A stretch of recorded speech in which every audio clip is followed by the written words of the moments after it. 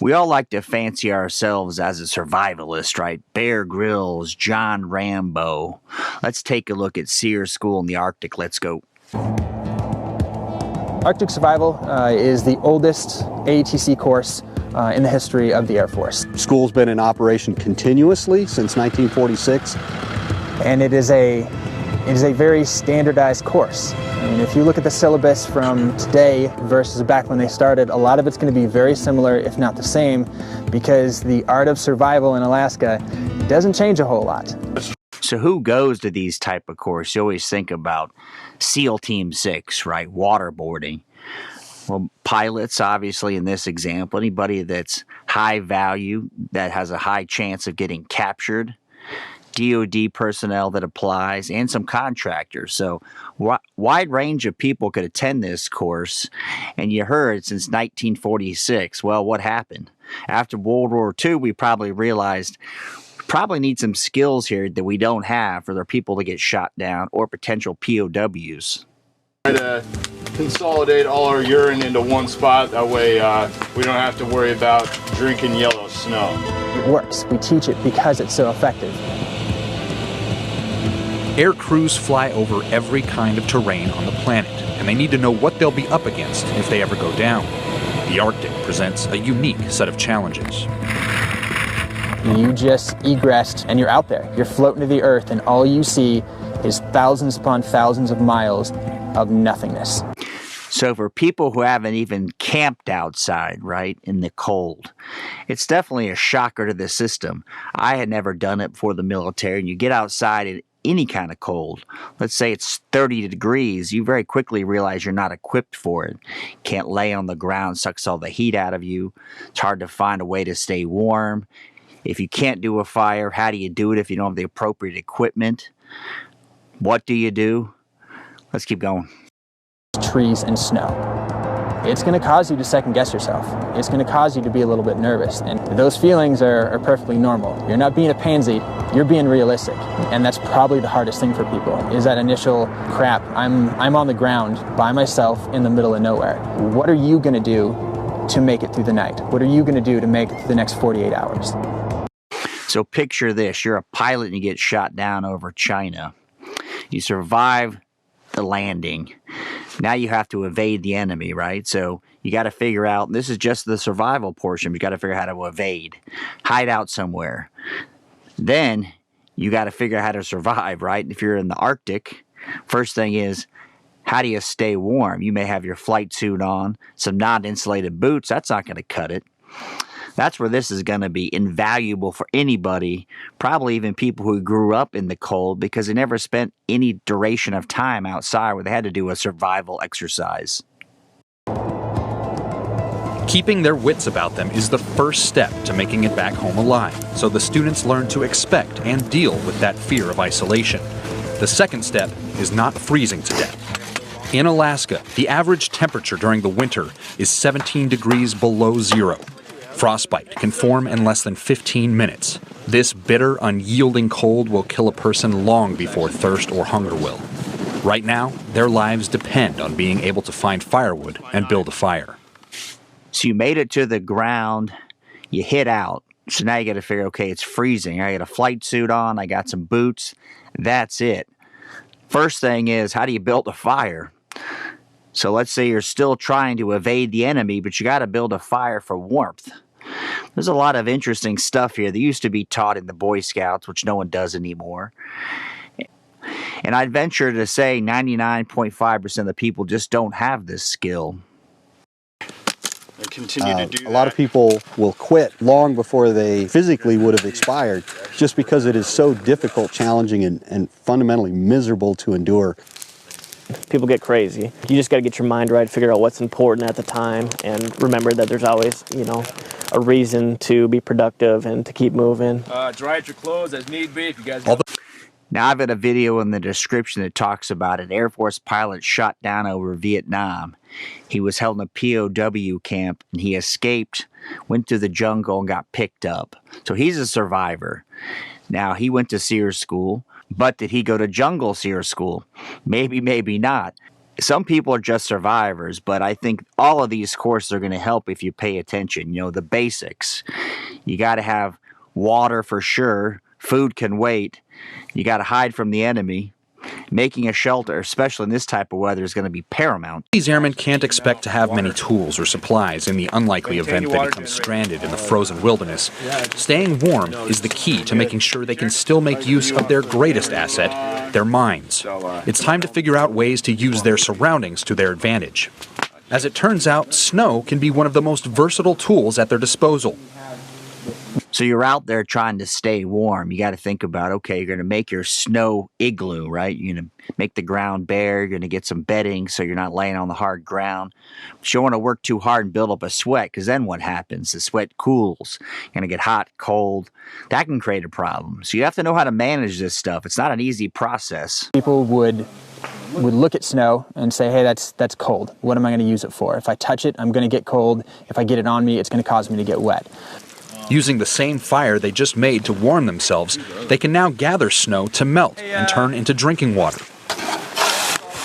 And believe it or not, freezing cold snow can even be used for warmth.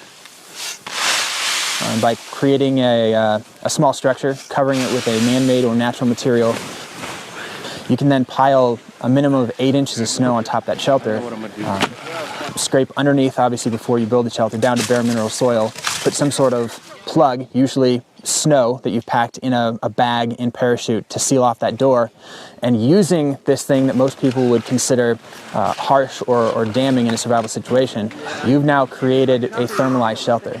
Now, for those of us who have been jackhammering cold, you know how hard it is to to do anything, right?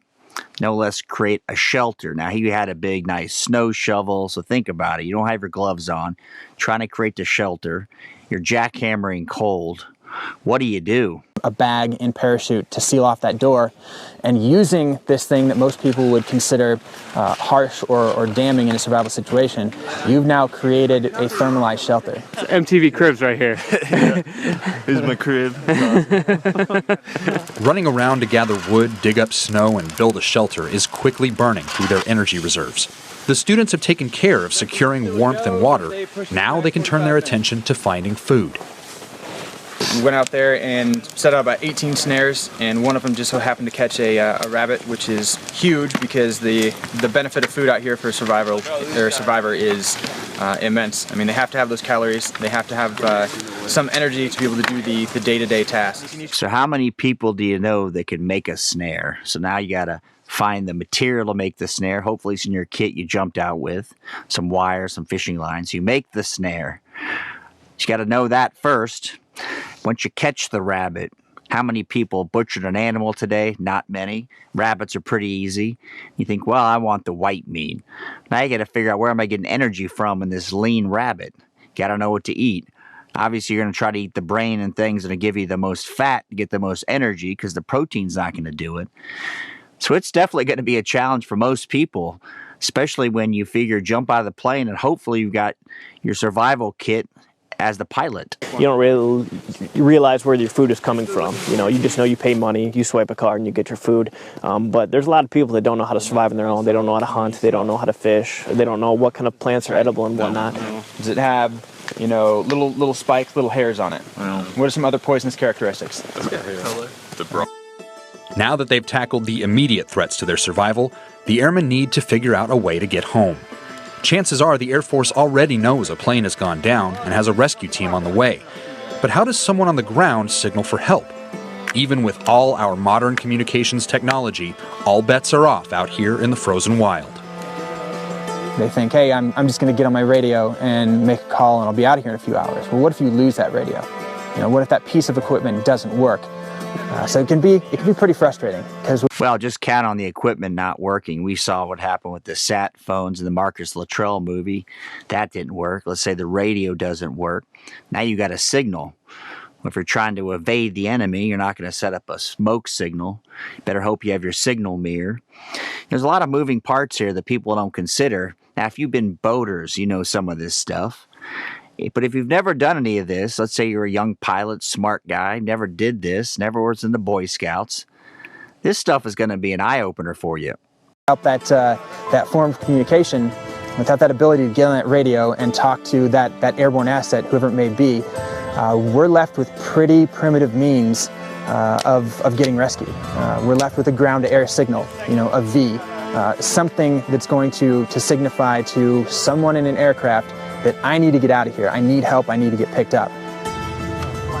The examples of just the power of human creativity to manufacture items that are useful for survival. So now you've evaded the enemy, you've stayed warm, you've eaten something. What are you going to do to signal? You don't have enough tarps to make a V, obviously. You have your parachute, signal mirror, hopefully. Somehow you got to let the planes know or helicopters know overhead, here I am, if you're in the woods in this example. What would you do? Put that in the comments. And preservation of life that really amount to just creative thought and ingenuity and how they applied that. And that's probably the neatest thing to see. We need to give them the mindset of, hey, you can really do this. But the difference between the strong and the weak is those people that push through. It's the people that can still keep going when their feet are cold, can still keep going when they're tired, when they're hungry, when they're thirsty. Those people that push through are going to be the real survivors. Everybody thinks they're a survivor until you're not one, right? Until you just say, I assume you do a Bo Bergdahl. I assume just get taken POW, whatever. I'll fess up. You want to think that, and if you have the training, it makes it a lot easier because you're not so stressed out in your head. You're hungry, you're thirsty, you're freezing to death. You get the point. They deserve the highest quality of training that I can possibly give them.